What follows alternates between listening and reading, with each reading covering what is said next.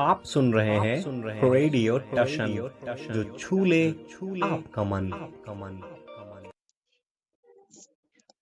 Good evening, सत श्री अकाल, आदाब। कैसे हैं आप? मैं हूं आपका दोस्त अमन और आप सुन रहे हैं रेडियो टशन, जो छू ले आपका मन। First of all, wish you all a very very happy new year, as well as a very very happy Pran Pratishtha of Lord Sri Ramchandra ji. And not only this, wish you all a very, very happy Makar Sankranti, Lori. All the festival have been gone by, and we are here after a very long time with a sports show that is Khel Ki Baat Radio Tashan ke saath. After India exit from the World Cup, after the final match between India and Australia, we are now going to have first show from that date with none of anybody else. It's Mr. Ramkishan ji. Hello and welcome, man. How are you feeling after a very long time? We are here in the box. जी हाँ, बिल्कुल। सभी को मेरी तरफ से नमस्कार। और तमाम पूरी हमारी जो रेडियो टशन की टीम है, उनकी तरफ से सभी श्रोताओं को, सभी दर्शकों को सादर नमस्कार। Mission home domination. India versus England. The 5-match test series has started today onwards in Hyderabad. The first test and the first day is completed successfully, where India batted second. It means England was batting first after losing the toss. It was India who bowled first and got bundled out New Zealand on 246. And in reply, India is batting on 119 for the loss of 1 wicket. Rohit Sharma fell cheaply. Jaiswal is in a good mood. He's batting on 76 of 70 bowl. Shubman Gill is alongside him. He's batting on 14, I think, yes, on 14 runs. For the more updates, let's join to Mr. Ramkishan. He'll tell you more about the day's progress and how the day went, what India did right, what India did wrong, what England would have done better. These are the things which will be discussed by Mr. Ramkishan ji, the sports analyst for Radio Tashan. बड़े दिनों के बाद show कर रहा हूँ और थोड़ा सा ऐसा लग रहा है कि मैं मतलब जो बोलना चाह रहा हूँ शायद ना बोल पा रहा हूँ, क्योंकि अब समय लगता है। अगर आप काफी दिनों के बाद आते हैं तो थोड़ा सा समय लगता है। खैर, भारत इंग्लैंड घरेलू श्रृंखलाओं में भारत का इतिहास जबरदस्त रहा है। बहुत कम ऐसा अवसर आया है पिछले कुछ वर्षों में जब भारत को हार का मुंह देखना पड़ा। 2012 का वो दौरा कौन भूल सकता है इंग्लैंड का। वहां कुछ जबरदस्त चमत्कार हुए थे। बाद में अक्षर पटेल वाली वो सीरीज जब इंग्लैंड के साथ उन्होंने खेली थी, जहां उन्होंने बहुत विकेट लिए थे, और वही अक्षर पटेल आज भी नजर आ रहे थे टीम में। अच्छी बॉलिंग कर रहे थे। जडेजा ने बढ़िया बॉलिंग की, अश्विन का साथ मिला और भारत ने इंग्लैंड को बेसबॉल खेलने के कारण ऐसा लगा मुझे 240 पर रोक दिया। ओपनिंग स्टार्ट बड़ी अच्छी, 50 रन बहुत ताबड़तोड़ बना लिए 11-12 ओवर में, लेकिन जवाब में भारत ने 6-7 ओवर में 50 रन बना डाले थे। तो ये बेसबॉल का जवाब दिया गया बेसबॉल के तरीके से ही। क्या कहेंगे भाई साहब? मतलब आपके तो अभी शैली में कोई बदलाव आया नहीं होगा मुझे लगता है, क्योंकि आप स्पोर्ट्स से जुड़े हुए हैं। तो भारत की बॉलिंग और इंग्लैंड की बैटिंग दोनों पर। जी हाँ, पहले तो मैं आज का लेखा जोखा है उसके साथ आया हूँ। टॉस जीता हैदराबाद के राजीव गांधी स्टेडियम में इंग्लैंड के कप्तान बेन स्टोक्स ने, और उन्होंने पहले बल्लेबाजी करने का फैसला किया। टॉम हार्डी का डेब्यू हुआ और वहीं पे जी एक और गेंदबाज आए। स्पिन के लिए जैक लीच आए और रिहान अहमद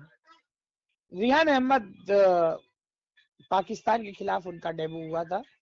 तो और इंग्लैंड 7 बल्लेबाजों के साथ बीच मैदान पे उतरा और उनके पास 2 ऑलराउंडर थे, यानी 9 बल्लेबाज। और भारत के साथ भी यही हुआ। भारत ने भी श्रीकर भरत को विशिष्ट विकेट कीपर के रूप में टीम ने जगह दी। इसका अर्थ यह हुआ कि दोनों ओपनर, 3 पे गिल, 4 पे राहुल, 5 पे अय्यर और 6 पे भरत। फिर अक्षर को पटेल को कुलदीप यादव के ऊपर तरजीह दी गई। बहुत अच्छी ताबड़तोड़ शुरुआत की इंग्लैंड ने। 55 पे उनका पहला विकेट आउट हुआ। जी, उसके बाद ये हुआ कि 50 रनों की ताबड़तोड़ वो जो साझेदारी 55 रनों की जो हुई, बेस्ट बॉल जो उन्होंने खेला, उसके बाद अचानक 60 पे 3 हो गए।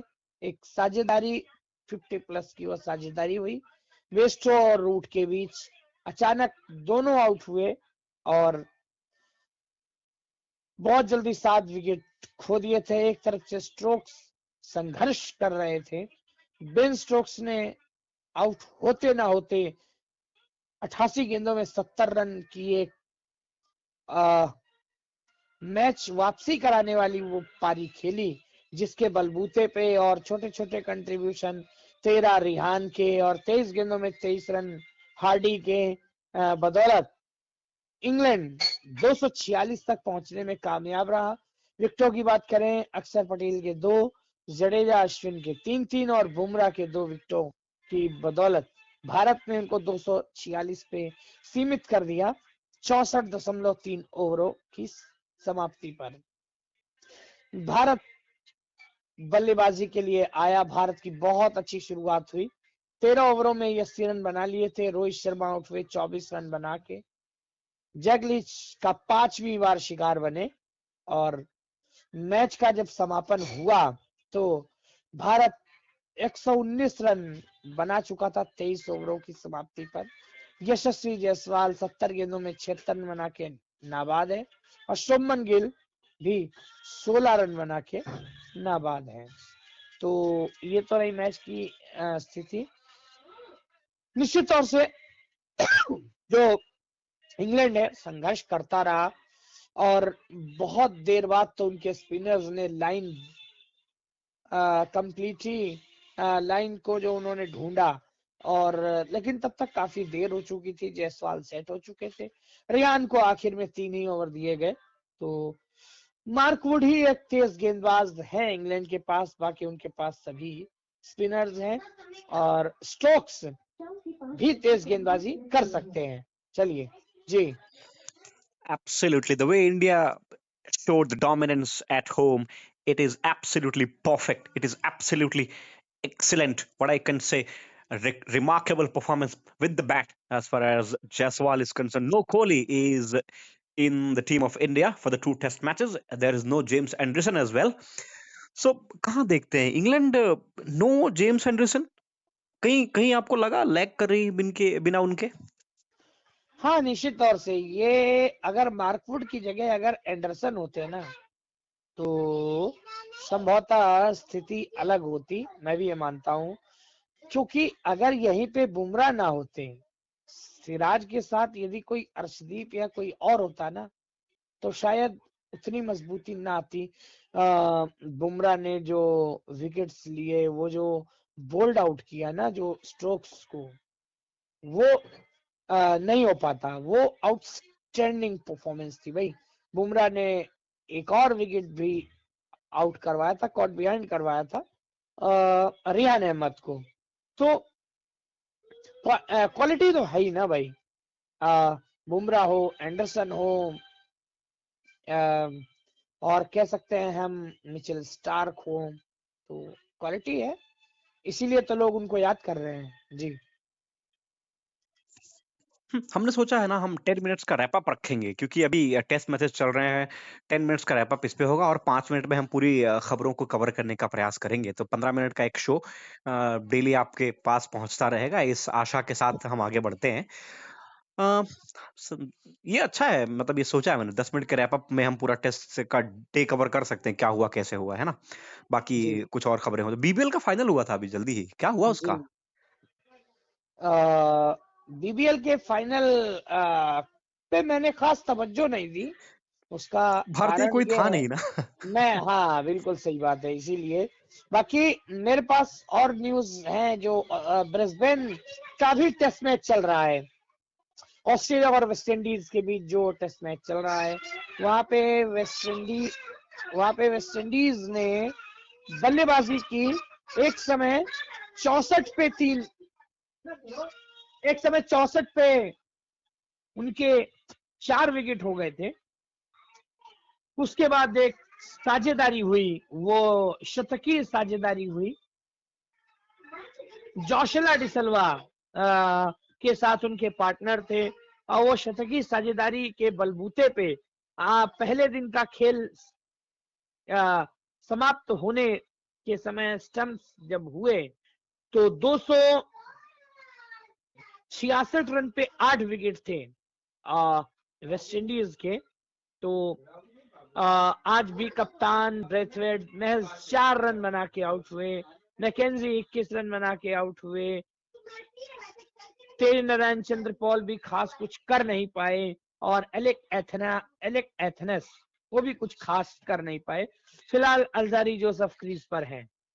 अल्जारी जोसेफ के साथ उनके और साथी क्रीज पर हैं। तो ये ब्रिस्बेन का हाल इस समय चल रहा है जी।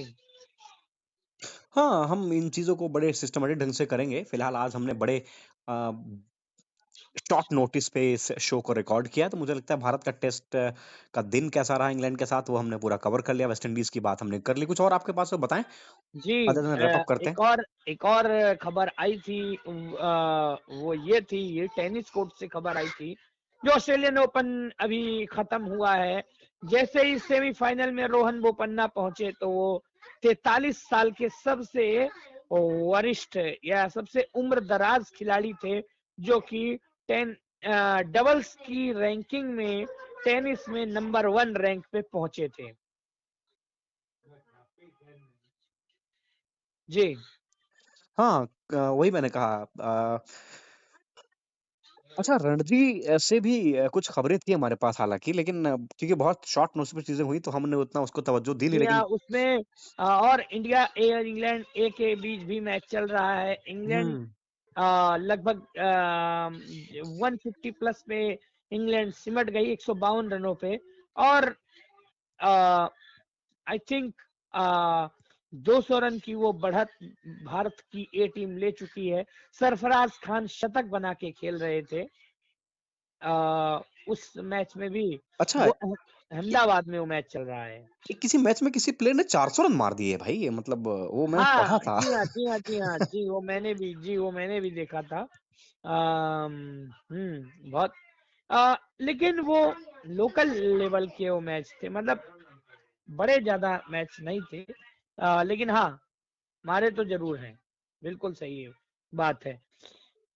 चलिए। हाँ, एक और खबर है मेरे पास कि केआर यानी आईपीएल प्रीमियर लीग से वो खबर है मेरे पास कि कलकत्ता नाइट राइडर्स से फिलहाल मिचेल स्टार्क ने कहा है कि मैं इस आईपीएल में उपलब्ध नहीं रह पाऊंगा। उन्होंने अपनी असमर्थता जाहिर कर दी है। इतना पैसा लेने के बाद अगर उपलब्ध नहीं होंगे, तो क्या पैसा देंगे उतना जितना लिया है? देना चाहिए। मेरा तो मानना है कि बीसीसीआई को कुछ कड़े निर्णय लेने चाहिए। हम लोग मोटी रकम दे देते हैं विदेशी खिलाड़ियों को, और हमें मिलता क्या है? हमें वही परेशान करते हैं, तंग करते हैं। मुझे याद आता है कि वो आईपीएल में विराट कोहली ने काइल जेमिसन को भारी भरकम रकम देके खरीदा। विराट कोहली के मन में ये बात थी कि मैं टेस्ट चैंपियनशिप में भी कप्तान रहूंगा, और कल जेमिसन न्यूजीलैंड में रहेंगे। भारत न्यूजीलैंड का फाइनल होगा टेस्ट चैंपियनशिप का। उसमें शायद मुझे कोई हेल्प मिले, लेकिन काइल जेमिसन ने विराट कोहली को आउट ही नहीं किया, अपितु काइल जेमिसन ने पूरी भारतीय टीम को ढा दिया। इससे आईपीएल में हमने उन्हें मोटी रकम देके खरीदा, और उससे हमें नुकसान हुआ कि हम डब्ल्यूटीसी के फाइनल में जाके हार गए। यही कुछ scene Mitchell Starc, Pat Cummins, बड़े बड़े प्लेयर्स के साथ होता है। मुझे लगता है हमें ज्यादा मोटिवेशन भारतीय खिलाड़ियों के साथ देना चाहिए। बिल्कुल, बिल्कुल। ख़ैर, हमें लगता है आज हमने तमाम मुद्दों पर चर्चा कर ली, फटाफट अंदाज़ में हालाँकि चीज़ें हुई, और इस शो को हमें अब समाप्ति की ओर बढ़ाना पड़ेगा। कल फिर मिलेंगे दूसरे दिन के प्रीव्यू रिव्यू सबके साथ। आज के इस शो में कुछ त्रुटियाँ हुई होंगी ज़रूर, कुछ चीज़ों का पर आपको अधूरी इन्फॉर्मेशन मिलेगी, उसके लिए माफ़ी चाहूँगा। कल से चीज़ें सिस्टमैटिक होंगी। बहरहाल अभी के लिए बहुत-बहुत शुक्रिया।